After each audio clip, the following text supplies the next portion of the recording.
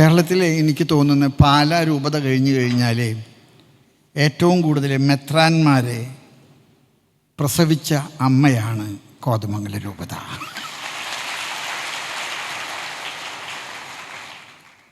അതൊരു പക്ഷേ നമ്മുടെ രൂപതയുടെ കുടുംബങ്ങളുടെ കുലീനത്വവും തറവാടിത്വവും പ്രകടിപ്പിക്കുന്ന ഒരു അടയാള നക്ഷത്രമായിട്ടാണ് ഞാൻ കാണുന്നത്.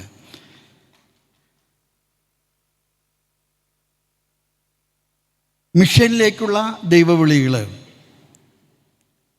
വളരെ കൂടുതലായിട്ട് സഭയ്ക്ക് സമ്മാനിച്ച ഒരു രൂപതയാണ് കോതമംഗലം. ഇവിടെയുള്ള അച്ഛന്മാരെ പോലെ തന്നെ ഇവിടെ നിന്നുള്ള അച്ഛന്മാർ ധാരാളം പേര് മിഷനിൽ പ്രവർത്തിക്കുന്നുണ്ട്. അതിലെ ജർമ്മൻ മിഷനിൽ ജോലി ചെയ്യുന്ന ജോഷി പിതാവ് ചരിത്രത്തിൽ ആദ്യമായിട്ടൊരു മലയാളി ജർമ്മനിയിലെ വലിയ രൂപതകളിലൊന്നായിട്ടുള്ള മൈൻസിൻ്റെ സഹായമെത്രാനായിട്ട് അഭിഷിക്തനായിരിക്കുകയാണ്.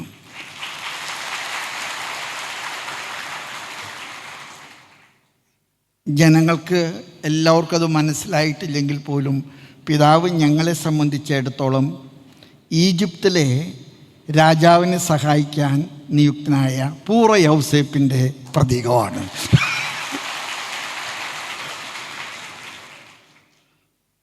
ഇതുവരെ ഞങ്ങൾ അവിടെയൊക്കെ വരുമ്പോൾ ഞങ്ങൾക്ക് ഒരു എൻട്രി കിട്ടാൻ വലിയ വിഷമമുണ്ടായിരുന്നു. ഇപ്പം ഞങ്ങളുടെ തന്നെ സ്വന്തം മോൻ്റെ കയ്യിലാണ് താക്കോൽ എന്നതിൻ്റെ പേരിൽ ഞങ്ങൾക്ക് വളരെ എളുപ്പത്തിൽ പ്രവേശനം കിട്ടുമെന്ന്. പിതാവേ, hearty congratulations. We feel proud. We are really proud about you. ഈ കോതമംഗല രൂപതയെക്കുറിച്ചിട്ട് ഞാനിങ്ങനെ ഏറ്റവും കൂടുതൽ ചിന്തിച്ചപ്പോഴും നടപടിയുടെ പുസ്തകത്തിലെയും 2-ാമത്തെ അധ്യായത്തിൽ 42 തുടങ്ങി 44 വരെയുള്ള വചനങ്ങൾ എൻ്റെ ശ്രദ്ധയിൽപ്പെട്ടു. അത് ആദിമ ക്രൈസ്തവരുടെ ചില പ്രത്യേകതകളായിരുന്നു. അവർക്ക് ഏറ്റവും വലിയ അറിവിൻ്റെ സ്രോതസ്സ് വിശുദ്ധ ഗ്രന്ഥമായിരുന്നു. വചനം പഠിക്കുക, വചനം വായിക്കുക. ഈ പുന്നക്കോട്ടി പിതാവിനെ പോലെയൊക്കെ വചനത്തിൽ ഇത്ര ആഴമായിട്ടുള്ള അറിവുള്ള ഒരു പിതാവ് ഒരു രൂപത നയിക്കുന്ന, ഞാൻ ചിലപ്പോഴൊക്കെ വിചാരിക്കാറുണ്ട് ഈ വിശുദ്ധ ഗ്രന്ഥത്തോടുള്ള നമ്മുടെ അടുപ്പം, അത് കോതമംഗല രൂപത നമുക്കൊക്കെ ഒരു മാതൃകയായിട്ട് പലപ്പോഴും എനിക്ക് തോന്നിയിട്ടുണ്ട്. അതുപോലെ തന്നെ ആദിമ ക്രൈസ്തവരെ സംബന്ധിച്ചിടത്തോളം വിശുദ്ധ കുർബാന, അപ്പം മുറിക്കൽ, അത് വളരെ പ്രധാനപ്പെട്ടതായിരുന്നു. വിശുദ്ധ ഗ്രന്ഥ പഠനം പോലെ തന്നെ അപ്പം മുറിക്കുന്നതിലാണ് അവർ ഒന്നിച്ച് കൂടിയിരുന്നത്. ആദിമ ക്രൈസ്തവരെ സംബന്ധിച്ചിടത്തോളം അവരെ കാണിച്ച ദൈവസ്നേഹം അവർ പ്രകടിപ്പിച്ചത് പരസ്നേഹത്തിലാണ്. അവർക്കുള്ളത് മറ്റുള്ളവർക്ക് കൂടെ പങ്കിടുന്നതിന് അവർ കാണിച്ചിട്ടുള്ള വലിയ ഹൃദയത്തിൻ്റെ വലുപ്പം. ഞാനിത് പറയാൻ ആഗ്രഹിക്കുന്നത്, നമ്മുടെ എല്ലാ രൂപതകളിലും സാമൂഹ്യ പ്രവർത്തനത്തിന് വളരെയേറെ ഊന്നൽ കൊടുക്കുന്നുണ്ട്. പക്ഷെ നമ്മുടെ രൂപതകളിലെ സാമൂഹ്യ പ്രവർത്തനം ഏറ്റവും ശാസ്ത്രീയമായിട്ടും ഏറ്റവും അടിത്തട്ടിലെത്തുന്ന വിധത്തിലും ചെയ്യുന്ന രൂപതയ്ക്ക് സമ്മാനം കൊടുക്കാൻ എന്നോട് ആരെങ്കിലും പേര് നിർദ്ദേശിച്ചാൽ ആദ്യത്തെ എൻ്റെ മനസ്സിൽ വരുന്ന പേര് കോതമംഗല രൂപതയാണ്. ഈ കോതമംഗല രൂപതയുടെ ചില പ്രോജക്റ്റുകൾ സത്യം പറഞ്ഞാൽ മറ്റു രൂപതകൾക്ക് എന്തുമാത്രം ആവേശവും ആത്മാവിൻ്റെ നിറവും നൽകുന്നുണ്ട്. കോതമംഗല രൂപതയുടെ സാമൂഹ്യ പ്രവർത്തനത്തിന് മുഴുവൻ അവർ വിളിക്കുന്ന സേവ എന്നാണ്. ഒരു സേവ, ഇത്ര മനോഹരമായിട്ടുള്ളൊരു പ്രയോഗമാണ് സേവ. കുടുംബങ്ങളെ ദത്തെടുക്കാനും കുടുംബങ്ങളെ കുടിപ്പാർപ്പിക്കാനും കോതമംഗല രൂപതയെ ചെയ്യുന്ന സാമൂഹിക പദ്ധതികൾ ഏറെ പ്രശംസനീയമാണ്. ഞാൻ ചിലപ്പോഴൊക്കെ വിചാരിക്കാറുണ്ട്, നമ്മുടെ പാവപ്പെട്ട കർഷകർക്ക് പശു ഉണ്ടായിരുന്നു, പാലുണ്ടായിരുന്നു, പക്ഷെ ഇതിനൊക്കെ വില കിട്ടാത്തൊരു കാലഘട്ടം ഉണ്ടായിരുന്നു. പശുവിൻ്റെ പാലും അവൻ്റെ അധ്വാനവും ശാസ്ത്രീയമായിട്ട് കോതമംഗലം രൂപത കർഷകർക്കും പാവപ്പെട്ടവർക്കും അനുകൂലമാക്കി തീർത്തപ്പോൾ ഉണ്ടായിട്ടുള്ള നിങ്ങളുടെ ജീവ മിൽക്ക് സൊസൈറ്റി, അത് എനിക്ക് തോന്നുന്നു ചരിത്രത്തിലെ ഒരു അടയാള നക്ഷത്രമാണ്. ഗവൺമെൻറ്റിന് പോലും ചെയ്യാൻ പറ്റാത്ത ഒരു കാര്യം നിങ്ങൾ ജനങ്ങൾക്ക് വേണ്ടി ചെയ്തതാണ്. പാലുൽപാദിപ്പിക്കുന്ന ക്ഷീരോത്പാദകർക്ക് അവൻ്റെ കഠിനാധ്വാനത്തിന്, അവൻ്റെ കഷ്ടപ്പാടുകൾക്ക്, അവൻ്റെ കണ്ണുനീരിനെ അർഹിക്കുന്ന വില നൽകാനായിട്ട്, അതുപോലെ തന്നെ പാലിൽ നിന്ന് മറ്റു ഉൽപ്പന്നങ്ങൾ സൃഷ്ടിക്കാൻ, തൈര്, മോര്, നെയ്യ്, ഇതെല്ലാം ഉൽപ്പാദിപ്പിക്കാനായിട്ട് നിങ്ങൾ ചെയ്യുന്ന പ്രവർത്തനമുണ്ടല്ലോ, അതിവിടുത്തെ കർഷകർക്ക് നിങ്ങൾ കൊടുക്കുന്ന വലിയ തണലാണ്, നിങ്ങൾ കൊടുക്കുന്ന വലിയ ശക്തിയാണ്. അതുപോലെ തന്നെ എൻ്റെ മനസ്സിൽ എപ്പോഴും തോന്നിയിട്ടുള്ള ഒരു ചിന്തയാണ് കർഷകരുടെയും ആരോഗ്യ സംബന്ധമായിട്ടുള്ള പ്രശ്നങ്ങൾ.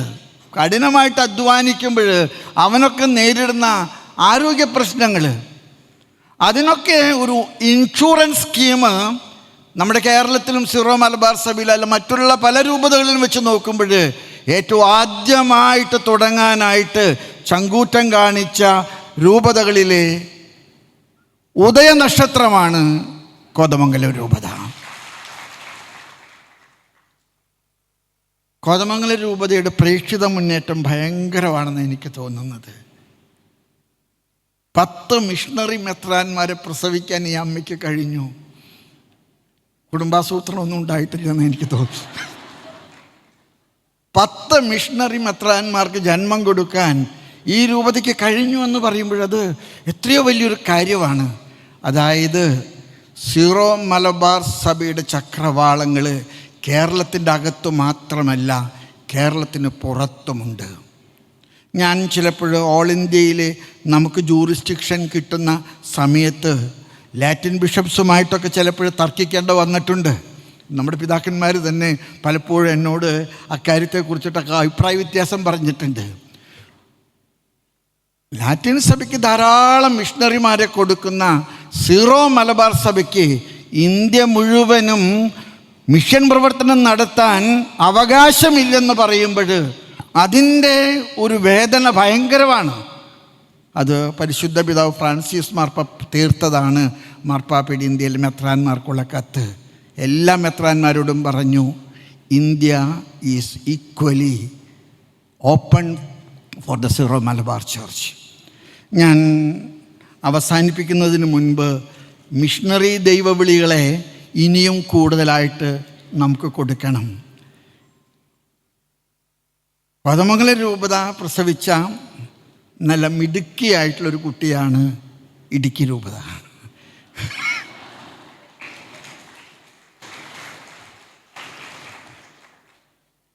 നല്ല ആരോഗ്യമുള്ള, നല്ല സൗന്ദര്യമുള്ള, നല്ല കാലും മുട്ടും ഉറച്ച ഒരു ആൺകുട്ടിയും പെൺകുട്ടിയൊക്കെ ആയിട്ട് ഞാൻ ഇടുക്കി രൂപതയെ പറയും. ഒരുപക്ഷെ അന്ന് ഇടുക്കി രൂപത വിഭജിക്കുന്നതിന് പിതാവ് കാണിച്ച ഒരു കാഴ്ചപ്പാട് ഇടുക്കി രൂപതയുടെ വളർച്ചയ്ക്ക് എത്ര പ്രയോജനകരമായിട്ടുണ്ട്. ഞാൻ അവർക്ക് എന്ത് കിട്ടി അല്ലെങ്കിൽ അവിടെ എന്തുണ്ടായിരുന്നു ഇതൊന്നുമല്ല ഞാൻ പറയുന്നത്.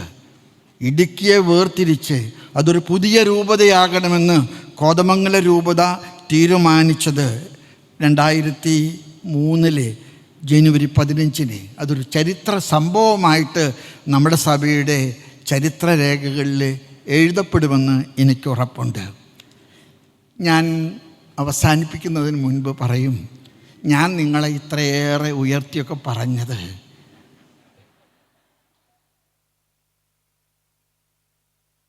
നിങ്ങളുടെ ദൗത്യം തീർന്നിട്ടില്ല എന്ന് നിങ്ങൾ ഓർമ്മപ്പെടുത്താനാണ്. ഇനിയും നിങ്ങൾ ധാരാളം ഇടപെടണം. നമ്മുടെ കുടുംബങ്ങളിലെ പ്രാർത്ഥനകളുണ്ടാകണം. നമ്മുടെ അനുദിന ബലിയിൽ സജീവ പങ്കാളിത്തം ഉണ്ടാകണം. നമ്മുടെ മിഷണറി മൂവ്മെൻറ്റുകൾക്ക് നമ്മൾ ആളുകൊണ്ടും അർത്ഥം കൊണ്ടും കരം കൊടുക്കണം.